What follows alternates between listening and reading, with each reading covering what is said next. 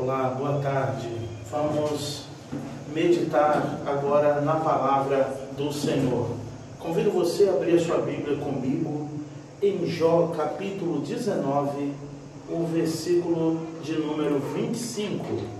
Jó 19, verso 25, que nos diz assim: Eu sei que o meu Redentor vive e que por fim se levantará sobre a terra. E mesmo que a minha carne seja consumida, antes de morrer, eu verei a Deus. Falar de Jó é lembrar de sofrimento, de dificuldades e aflições. Jó, um homem temente a Deus, fiel ao Senhor e que se apartava do mal. Nós todos sabemos a história de Jó, pois é bem conhecida. Um homem fiel a Deus e que foi provado até as últimas consequências. Nós sabemos que Jó era um homem rico, um homem fiel, um homem temente a Deus. E um belo dia Satanás foi na presença de Deus pedir para provar a Jó.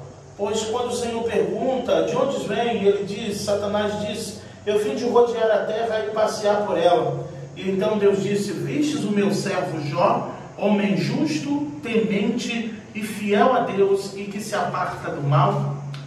Pois bem, eu queria chegar logo no momento do sofrimento de Jó, onde o Senhor permitiu que Satanás tocasse em tudo nele, menos na vida, pois Satanás dizia: não é debalde que ele serve ao Senhor. Ele é fiel porque ele tem uma boa família, ele é fiel porque ele é rico, ele é fiel porque tem boas condições. Então o Senhor permitiu que Satanás tocasse em tudo de Jó, menos em sua vida. Eu aprendo algumas lições com Jó que eu gostaria de compartilhar com você nesta tarde. Um homem que foi fiel a Deus independente das circunstâncias, ou rico ou pobre, ou na saúde ou com enfermidade. Ele foi fiel a Deus, pois quando ele viu o seu mundo desmoronar, quando ele viu os seus 10 filhos morrerem, quando ele viu tudo que ele tinha escorrido de suas mãos, só lhe restou uma lepra e um caco de telha para coçar as suas feridas. Jó, em meio a todo aquele sofrimento, sendo mal interpretado pelos seus amigos, que dizia: alguma coisa você fez, de repente você está em pecado, de repente você pecou e não lembra mais, confessa, pede perdão a Deus. E Jó, mantendo-se firme e fiel na palavra do Senhor, tinha convicção em seu coração que ele de fato não tinha cometido nada que pudesse ferir a santidade de Deus. Mesmo assim, as coisas foram piorando e piorando. Em um determinado momento, aqui já no capítulo 19, verso 25, Jó se viu sozinho. Ele, na verdade, olhou para o lado e não viu mais amigos. Ele olhou para o outro lado e não viu mais a sua esposa. Agora com um coração em luto e pesaroso.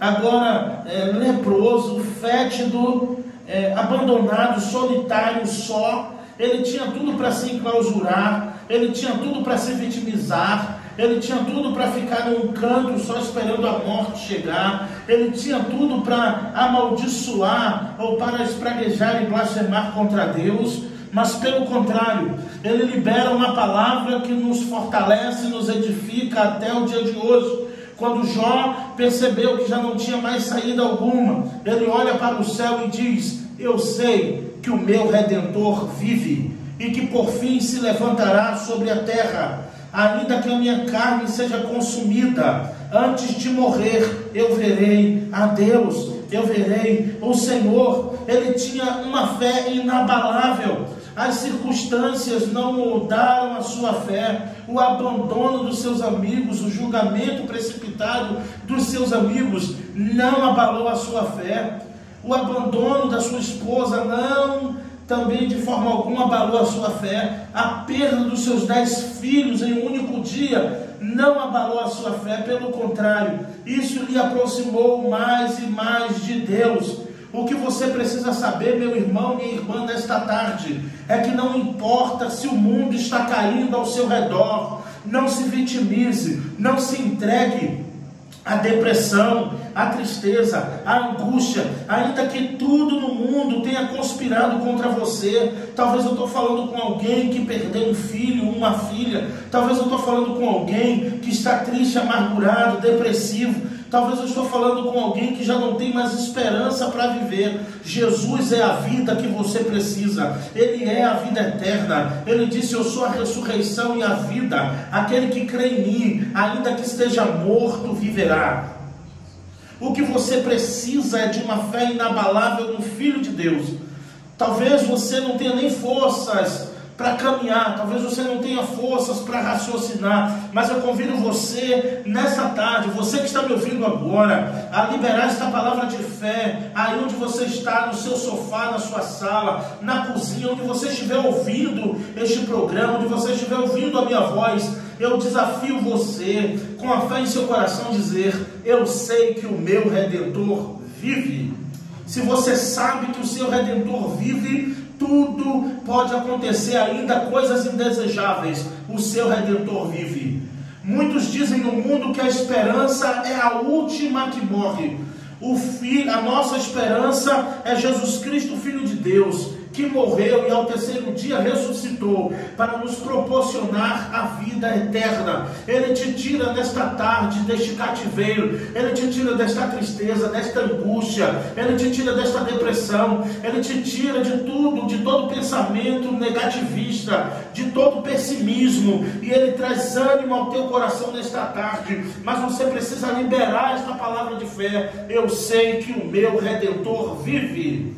E se você sabe que o seu Redentor vive, você não precisa de uma vassoura ungida, você não precisa de um copo com água, você não precisa de um lenço ungido, você precisa daquele que fez os céus e a terra, o teu Redentor, que morreu na cruz por todos nós, para que todo aquele que nele crer não pereça, mas tenha a vida eterna. Esta enfermidade não é para a morte, esta angústia não é para a morte, esta tristeza não é para a morte, esta depressão não é para a morte, mas é para que você creia que o teu Redentor vive e que por fim se levantará sobre a terra. Pois em Cristo somos mais do que vencedores por aquele que nos amou. E o apóstolo Paulo, escrevendo aos Coríntios, ele vai dizer: onde está, ó morte, a tua vitória? Onde está, ó inferno, o teu aguilhão? Tragada foi a morte pela vitória. E nós cremos nesta vitória que vence o mundo. E a vitória que vence o mundo é a nossa fé. Você precisa de fé em seu coração. Você às vezes pode estar se sentindo só, mas nesse momento você não precisa de um ombro amigo. Você não precisa de uma pessoa, você precisa do Filho de Deus, você precisa ter fé em Jesus, que Ele vai te tirar desta situação, e daqui a alguns dias você vai ver que o teu Redentor vive, e que se levanta todos os dias sobre a terra para dar vitória àqueles que nele creem.